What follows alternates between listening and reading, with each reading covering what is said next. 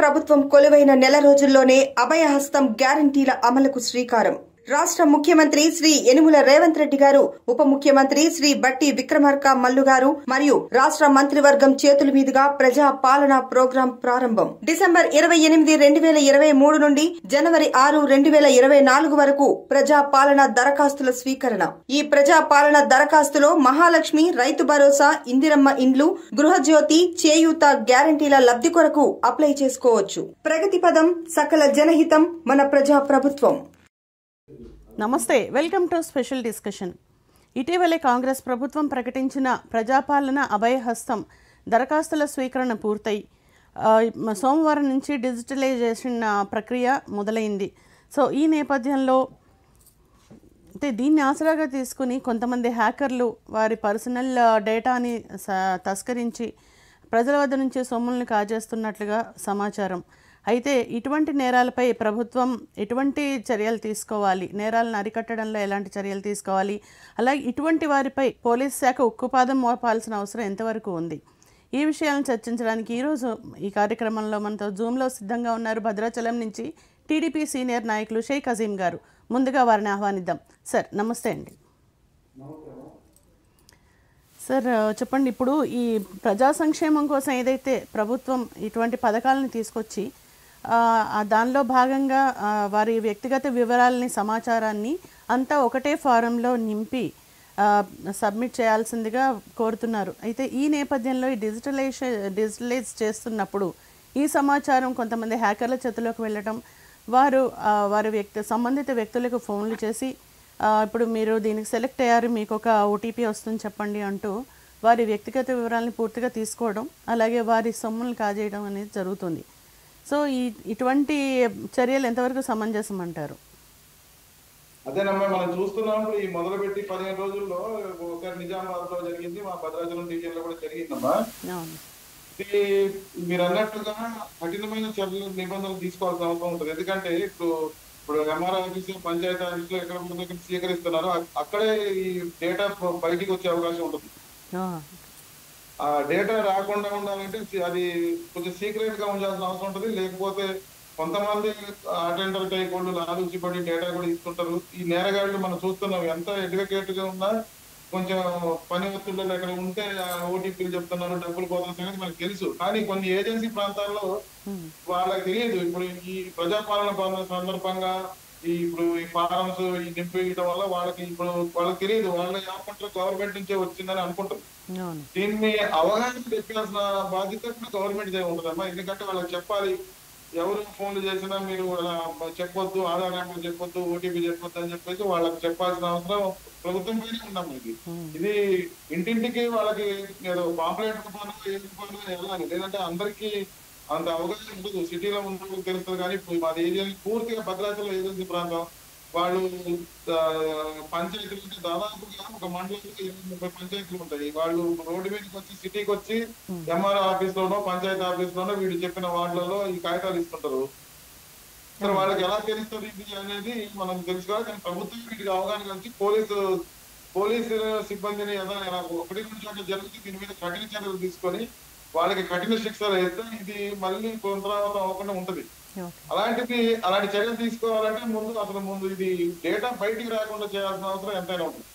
ఇలాంటి విషయాల్లో చాలా జాగ్రత్తగా లేకపోతే చాలా మంది అమాయకులు ఈ సైబర్ నేరగాళ్ల మీద బలి అవ్వాల్సిన అవసరం ఉంటుంది. కాబట్టి దీన్ని ప్రభుత్వమే సపరేట్ గా ఉన్న ఒక టీమ్ లాగా పెట్టి అలాంటి రాకుండా చేయాల్సిన అవసరం ఉంది. లేకపోతే మన టీవీలలోనూ ప్రచారంలో మైక్ పెట్టో, ఇప్పుడు పంచాయతీలు ఎలా ప్రచారం చేస్తామో ఇలాంటి నేరగాళ్ళు ఇలా పెడుతున్నారు. దయచేసి జాగ్రత్తగా ఉండండి. ప్రజాపాలన అప్లికేషన్ పెట్టిన వాళ్ళు ఎవరికి మీరు ఆధార్ నెంబర్ ఇవ్వద్దు, మీరు ఓటీపీలు చెప్పొద్దు అని చెప్పేసి మనం ప్రచారం చేయాల్సిన అవసరం ఉంది. మన ఏజెన్సీ ప్రాంతాల్లో, ముఖ్యంగా పట్టణ ప్రాంతాల్లో అయితే మనకు తెలిసిపోతే, కానీ ఏజెన్సీ ప్రాంతాల్లో తప్పకుండా ఇది దాన్ని ప్రచారం చేయాల్సిన అవసరం ఎంతైనా ఉంది. లేకపోతే ఇంకా ఇప్పుడు జరిగిన 2-3 చోట్ల ఇంకా ఎక్కువ అయ్యే అవకాశాలు ఉన్నాయి. కాబట్టి దీన్ని ప్రభుత్వమే చర్యలు తీసుకొని, పోలీస్ శాఖ వాళ్ళు దీనికి మంచి చర్యలు తీసుకొని దీన్ని పకడ్బందీగా చేస్తే తప్ప దీని నుంచి మేము బయటకు వచ్చే అవకాశం ఉండదమ్మా. ఇప్పుడు అవగాహన అనేది ముఖ్యం ప్రజలకి. అది తప్పకుండా ఇంటింటికి తెలియాల్సిన అవసరం ఉంది. అది తెలిసే విధంగా చర్యలు తీసుకోవాలంటే మరి రెవెన్యూ డిపార్ట్మెంట్, పోలీస్ డిపార్ట్మెంట్ వాళ్ళు ఇది తప్పకుండా ఇంటింటికి చేస్తే తప్ప మరొకటి లేదమ్మా. ఓకే. సో ఇప్పుడు ఏదైతే అంటే ఇప్పుడు ప్రతి ఒక్కరి చేతిలో సెల్ ఫోన్ అనేది ఖచ్చితంగా ఉంటుంది. సో ఫోన్ ద్వారా ఏమన్నా ఇటువంటి సమాచారాన్ని అందించగలిగే అవకాశం ఉందంటారా? ఉందండి, ఎందుకు లేదు. ఇప్పుడు ప్రతి ఒక్కరు మీరు అన్నట్టు చాలా మంది 90% ఫోన్ వాడుతున్నారు కాబట్టి ఇప్పుడు మనం కరోనా టైం వాయిస్ ఎలా వచ్చిందో రింగ్ టోన్ కానీ పెడితే బాగుంటుందమ్మా. ఇది అందరికీ COVID-19 అప్పుడు ఎలా ప్రచారం చేశారో దీన్ని కూడా మన తెలంగాణ కంపల్సరీగా మనకు వాయిస్ టోన్ ఇది పెడితే ప్రతి ఒక్కరికి ఇచ్చిపోతుంది. రింగ్ టోన్ బదులు ఒక 2-3 వాయిస్లు పెట్టేసి ఇది మీరు జాగ్రత్తగా ఉండండి, ఇలా నేరగాల నుంచి బయట ఉచ్చులో పడకుండా ఉండాలంటే మీరు ఓటీపీ చెప్పొద్దు అని చెప్పేసి ఇది చెప్తే బాగుంటుంది అమ్మా. సెల్ కొంచెం బ్రహ్మాండంగా ఉంటుంది, ప్రజలకు కూడా అందుద్ది. ఒకళ్ళు 10 మందికి చెప్తారు. సెల్ ఉన్న ప్రతి ఒక్కరికి రింగ్ టోన్ ఎవరి ఫోన్ వచ్చినా అదే వచ్చింది అనుకోండి, అది చాలా తొందరగా ప్రజలకు వెళ్ళిపోద్ది అమ్మా. దీనివల్ల అరికట్టడానికి చాలా అవకాశం. ఓకే. సో ఇప్పుడు ఇటువంటి ప్రభుత్వం పథకాలు ఇవ్వగానే సరిపోదు. సో ఆ పథకాలని ప్రజల్లోకి చేర్చడానికి ఏదైతే ప్రయత్నం చేయాలో అది చేస్తుంది. కానీ ఇక్కడ ఇప్పుడు ఇటువంటి విషయాల్లో వ్యక్తిగత సమాచారం బయటికి బహిరంగం అయ్యే అవకాశం ఎక్కువగా ఉంది. సో ఈ విషయంలో ప్రజలకు అన్యాయం జరగకుండా ఉండాలంటే ప్రభుత్వం బాధ్యత ఎంత ఉంది? ప్రభుత్వం మీరు విషయం ఏంటంటే ఇప్పుడు రాజశేఖర్ గారి టైంలో ఇది ఆధార్ కార్డులు మన రేషన్ కార్డులు లేడీస్ పేరు మీద ఇచ్చారమ్మా. ఇది యజమానికి ఇవ్వలేదు, యజమాని అంటే మహిళకి ఇచ్చారు. అది చాలా దానివల్ల చాలా ఇబ్బంది అమ్మా. అది ఇప్పుడు మహిళలు ఇప్పుడు సరే ఇప్పుడైతే అందరు ఆధార్ కార్డు పెట్టమంటున్నారు, కానీ ఇప్పుడు చాలా మంది ఉద్యోగస్తులకు కూడా బయట కార్డులు ఉండే పరిస్థితి ఉందమ్మా. ఇది మా భద్రాచలం ప్రాంతం.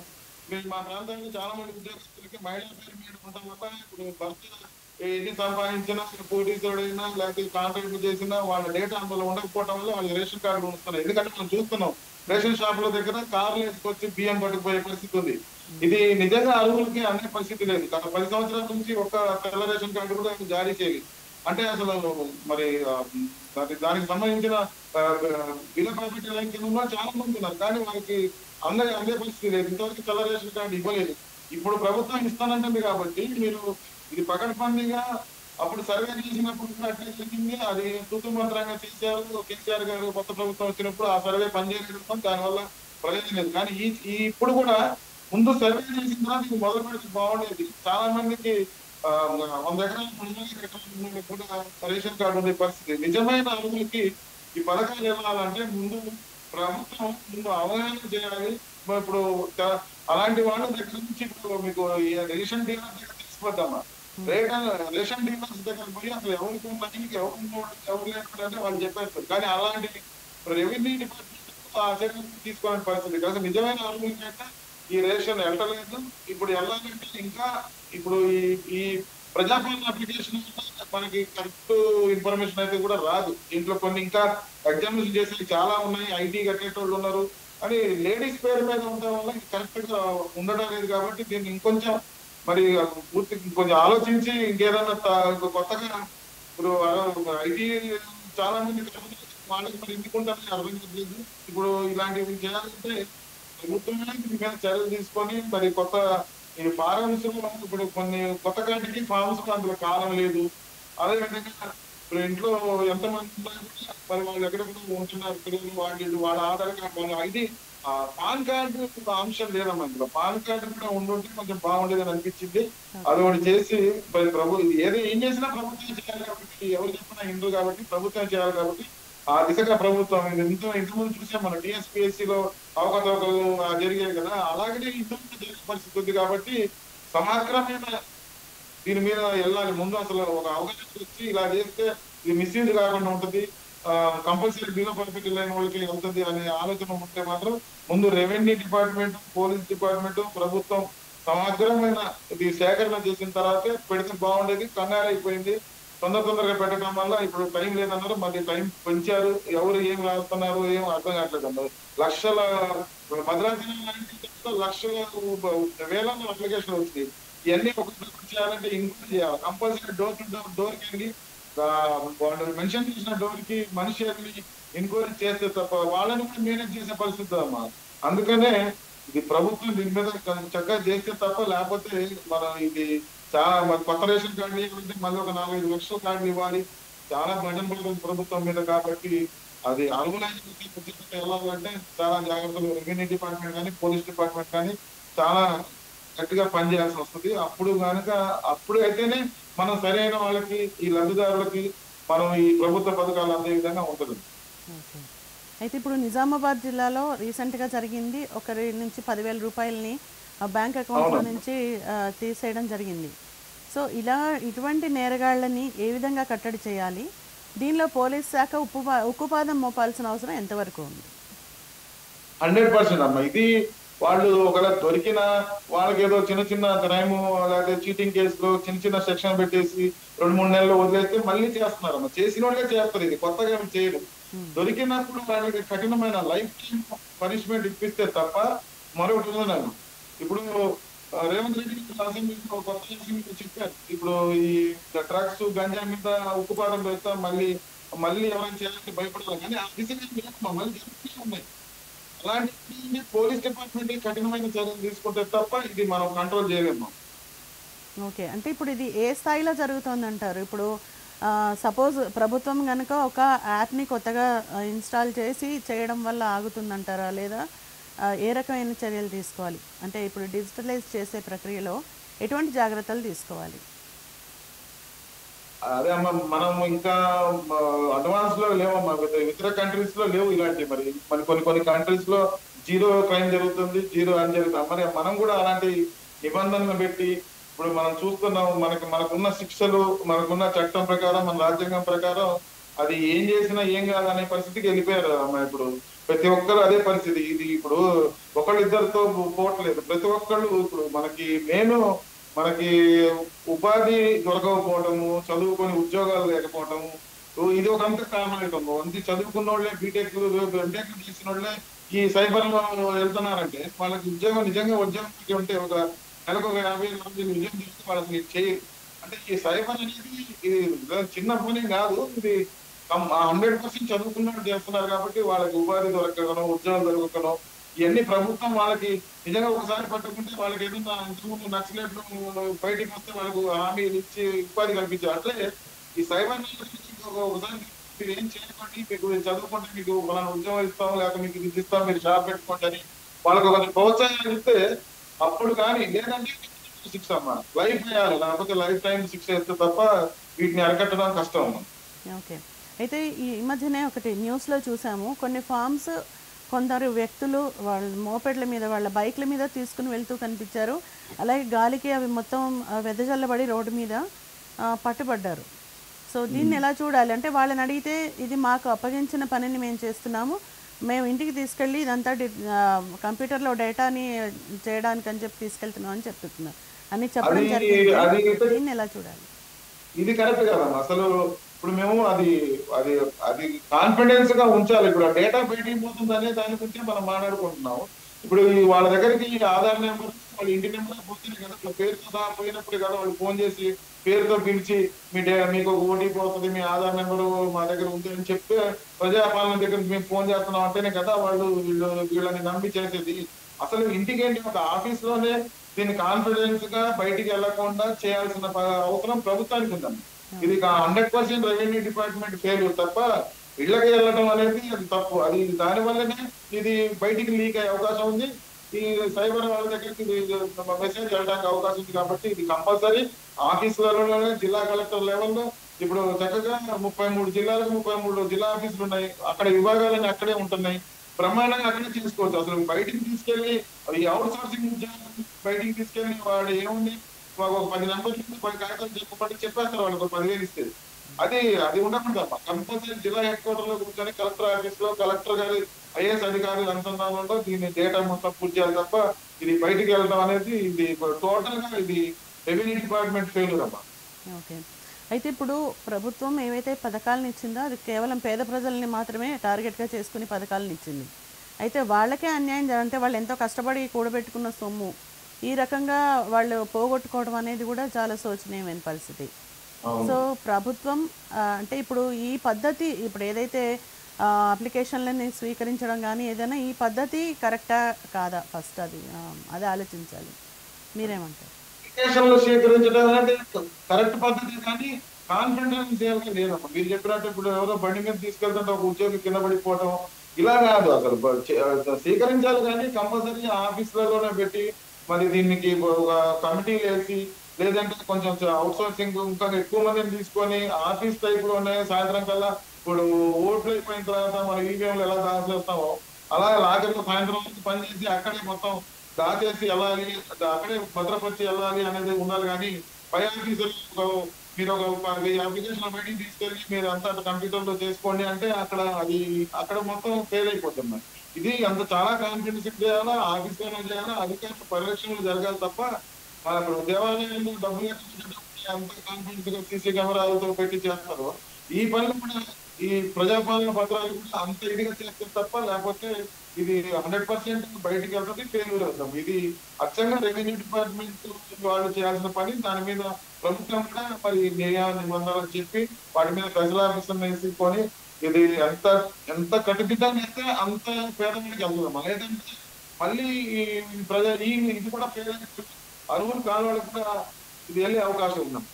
ఓకే, అయితే ఇప్పుడు భద్రాద్రి కొత్తగూడెం జిల్లాలోనే మొదటగా ఈ నేరాలు జరిగినట్టుగా మనకి వార్తలు వస్తున్నాయి. తర్వాత నిజామాబాద్ జిల్లా, ఇలా ప్రతి చోట ఇట్లాగే జరుగుతూ ఉంటే ప్రజలకి రక్షణ ఎక్కడుంది? దీని గురించి ఏం చేయాలి? అదేనమ్మా, రక్షణ అంటే ఇప్పుడు ఇలాంటి వాటికి రిపీట్ అవ్వకుండా ఏదన్నా ఒకటో రెండు కేసులు చూడాలి తప్ప మనం సంవత్సరం పరుగుత ఇలాంటి చాలా మంది ఇట్లా వాళ్ళు నేరగాళ్ళ ఉచ్చులు పడిపోతున్నారు. ఏదో ఉన్న బిజీ లైఫ్ లో ఏదో టైంలో ఉన్నప్పుడు ఫోన్ వచ్చేస్తే బ్యాంక్ నుండి అనగానే చెప్పేయటం. అంటే ఇందులో ఎడ్యుకేటర్స్ నాకు తెలిసి అనేక ఎక్కువ మంది మోసపోతున్నారు. ఎందుకంటే వాళ్ళకున్న ఈ బిజీ షెడ్యూల్ లో వాళ్ళు ఏదో బైక్ మీద ఉన్నప్పుడు, కార్ లో ఉన్నప్పుడు, ఆఫీస్ లో ఉన్నప్పుడు రావడం వల్ల వీళ్ళు చెప్పేసి మోసపోతున్నారమ్మా. అట్లేం కాదు, అసలు ఇది జరగకుండానే చూస్తే తప్ప నేరం జరిగేది కొంచెం జరుగుతుంది. మనం ఏదో ఆలోచన చెప్పేస్తాం, అంతేగాని ఆ ఆలోచన రాదు అప్పటికప్పుడు. కానీ ఇప్పుడు మీరు అన్నట్టు ఇప్పుడు ఇంటీరియర్ ప్రాంతంలో ఇప్పుడు అందరికి కొంతమందికి తెలిసింది, ఇప్పుడు ఎవరు చెప్పట్లేదు. కానీ ప్రజా మరి అప్లికేషన్ వాడికి పాపం మానేమో చెప్పలేమో, లేకపోతే మాకు రేషన్ కార్డు అలాగే మాకు గృహరక్షణ రాదు, లేకపోతే మనకి రైతు బంధు రాదు, ఇలాంటివన్నీ భయపడి చెప్పేస్తారమ్మా. అందుకనే దీని ముందు ప్రజలకు అవగాహన తీసుకెళ్ళాలి. కంపల్సరీ ప్రతి ఒక్కరు దీనికి సాటింపులాగా చేయాలి. మీరు అన్నట్టు సోషల్ మీడియాలో పెట్టాలి. ఇవన్నీ చేసిన తర్వాత అప్పుడు ఇది స్టార్ట్ చేస్తే బాగుండేది. ముందే చేసేసారు కాబట్టి ఇది చేయకుండా ఉండాలన్నా ఇప్పుడైనా ప్రభుత్వం దీని మీద త్వరితగతిగా చర్యలు తీసుకొని అది నివారించే విధంగా ప్రభుత్వం చర్యలు తీసుకోవాలన్నమాట. ఓకే, అయితే ఇప్పుడు ఏదైతే జరుగుతుందంటే ప్రతిపక్షాలు ఆల్రెడీ మొదలుపెట్టాయి. మీరు నెల రోజులైంది ప్రభుత్వం ఏర్పాటు చేసి ఇంకా ఏమీ చేయలేదు, ప్రభుత్వం ఏమీ పనిచేయడం లేదు అంటూ, అలాగే ఆల్రెడీ రైతు బంధు దానికి సంబంధించి కానీ అంతకుముందు పథకాల ద్వారా ప్రజలందరి సమాచారం ప్రభుత్వం దగ్గర ఆల్రెడీ ఉంది కదా, ఉన్నా కూడా మళ్ళీ దరఖాస్తులు స్వీకరించడం, డిజిటలైజ్ చేయడం, ఇలాంటివన్నీ కూడా కాలయాపన చేయడానికి మాత్రమే అంటూ ప్రతిపక్షాలు వాళ్ళ మీద నిందలు మోపుతున్నాయి. దీన్ని ఎలా? ప్రతిపక్షాలు ఏముందమ్మా, ఫస్ట్ చెప్పారు 100 రోజులు అని చెప్పేసి, ఇప్పుడు 30 రోజులే అయింది. 30 రోజుల మధ్యనే ప్రతిపక్షాల మీద పడిపోతే అట్లా మీరు 10 ఏళ్లలో ఒక్క కార్డు కూడా ఇష్యూ చేయలేదు పేద ప్రజలకి. అలాగే మీరు అన్నట్టు ఇప్పుడు రైతు బంధు 100 ఉంది అని చెప్పేసి రేవంత్ రెడ్డి గారు ఇప్పుడు ఇది కొత్తగా మొదలు పెట్టారు. నాకు తెలిసి ఇప్పుడు 119 మంది ఎమ్మెల్యేలు 15 మంది ఎంపీలలో ఒక్క పొంగిరెడ్డి శ్రీనివాస్ రెడ్డి గారు రిటర్న్ ఇచ్చారు, నాకు అవసరం లేదు, నాకు 500 ఎకరాలు పడుతుంది, నాకు ఉంది అని చెప్పి. మీరు ఎంతమంది ఎంపీలు పాడుపడ్డ భూములు, ఫామ్ హౌస్ వాళ్ళకి అంటే సాగు చేసే పొలాలకే ఇవ్వాలి తప్ప అసలు ఇది ఇప్పుడు అందరూ చెప్పి దీన్ని పరిమితం చేయాలి తప్ప చేయకుండా అసలు ఇంతవరకు ప్రభుత్వం 10 సంవత్సరాలు మీరు ఏం చేయకుండా కొత్తగా వచ్చిన ప్రభుత్వం కొత్త వచ్చిన ఆలోచనతో కొత్త విధానాలతో కొంచెం ఇప్పుడు రైతు బంధు కానివ్వండి, ఇప్పుడు రేషన్ కార్డు కానివ్వండి, మరి ఇవన్నీ అరికట్టాలంటే తప్పకుండా కొంత సమయం పడుతుంది. ఇంకా 100 రోజులు కాదు, దాదాపు 6 నెలలు టైం తీసుకొని నిజమైన అభివృద్ధి రైతు బంధు కానివ్వండి, రేషన్ కానీ, గృహరక్షణ కానివ్వండి, ఇలాంటివి అన్ని చేయాలి తప్ప ఇది ప్రతిపక్షాలు తప్పదు. 10 ఏళ్ళ నుంచి వచ్చిన వాళ్ళ మీద పడిపోతుంది, లాభం అయితే ప్రజలు కూడా గమనిస్తుంది. అట్లనే కాదు, ఇది ప్రజాప్రభుత్వం, ప్రజల ప్రభుత్వం అని చెప్పేసి రేవంత్ రెడ్డి గారు దీని మీద సిన్సియర్ గా చేస్తున్నారు కాబట్టి వాళ్ళకి అవకాశం ఇవ్వాలి. ఒక 6 నెలలు తప్పకుండా అవకాశం ఇస్తే ఇది అన్ని గాడిలో పెట్టి ఇవన్నీ సమగ్రంగా చెప్తే తప్పకుండా ఈ ప్రజాపాలన ఈ 6 గ్యారెంటీలు తప్పకుండా సక్సెస్ అయితే అమ్మ అది అరువులుగా వెళ్ళాలంటే టైం తీసుకుంటారు. అంతేగాని ప్రతిపక్షాలు అనేది కామన్, అది వాళ్ళు చేయలేదు. ఇప్పుడు వచ్చిన కొత్త పరిస్థితి ఇక్కడ ప్రజలు కూడా ఎవరు నమ్మే పరిస్థితులు అయితే లేరు. ఓకే, అయితే ఇప్పుడు చివరిగా చెప్పండి, ప్రస్తుతం ఉన్న రాష్ట్ర ఆర్థిక పరిస్థితిని బట్టి 6 హామీలని కాంగ్రెస్ పార్టీ నెరవేర్చగలిగే పరిస్థితిలో ఉందంటారా? దీనికి ఏమంటారు? 100% ఉందాం. ఎందుకంటే ఇప్పుడు మనం చూసాము, ఇప్పుడు 1,00,000 కోట్లు మేడిగడ్డలో నష్టపోయాము. లేదు ఎక్కడ పనులు అక్కడ ప్రైవేట్లు అక్కడే ఉండిపోయినాయి. మీరు అన్నట్టు దుబారా వెళ్ళిపోయింది. దళిత బంధు పేరు, అలాగే ఇప్పుడు రైతు బంధు కూడా ఉన్నవాళ్ళకి వెళ్ళిపోతున్నాయి. అసలైన పేదలకి రైతులకి వెళ్ళలేదు. ఇవన్నీ అరికడితే 100% 6 గ్యారెంటీలు చేసే అవకాశం చాలా ఉంది. మన ప్రభుత్వం ఇప్పుడు అసలు ఆదాయం ప్రభుత్వం 10 ఏళ్లలో ఈయన ఏమీ ఇవ్వకుండానే ఇప్పుడు ఈ 6 గ్యారెంటీలు చేశారు. కానీ విచ్చలవిడిగా డబ్బులు వెళ్ళిపోవడం వల్ల ఇవన్నీ అరికట్టితే అప్పుడు ఇప్పుడు మనం డబ్బు మొత్తం అరికట్టే పరిస్థితి ఉంటే, అరువులకి ఉచిత పథకాలు ఇచ్చి ఉంటే అది తప్పకుండా చేయొచ్చు. ఇది సాధ్యమైంది, సాధ్యం చేస్తారు తప్పకుండా. రేవంత్ రెడ్డి గారు అదే లక్ష్యంతో ఉన్నారు కాబట్టి ఇది 100% సక్సెస్ అవుతాం. Okay, thank you so much for the participation sir. Thank you. So ఇటువంటి నేరాలన్నీ, సైబర్ నేరగాళ్ళు చేసే నేరాలన్నీ కేవలం నిరుద్యోగం కారణంగానే ఇలాంటివన్నీ జరుగుతూ ఉండడానికి అవకాశం ఉందని, అలాగే ఇటువంటి నేరాలను కట్టడి చేయడానికి ప్రభుత్వం మీద పూర్తి బాధ్యత ఉంది, అలాగే ఇటువంటి నేరగాళ్ల మీద ఉక్కుపాదం మోపాల్సిన అవసరం కూడా చాలా ఉంది అంటూ తన అభిప్రాయాన్ని వ్యక్తం చేస్తున్నారు షేక్ అజీం గారు. సో ఇది ఇవాల్టి డిస్కషన్. మరో ఎపిసోడ్లో మళ్ళీ కలుద్దాం. Keep watching.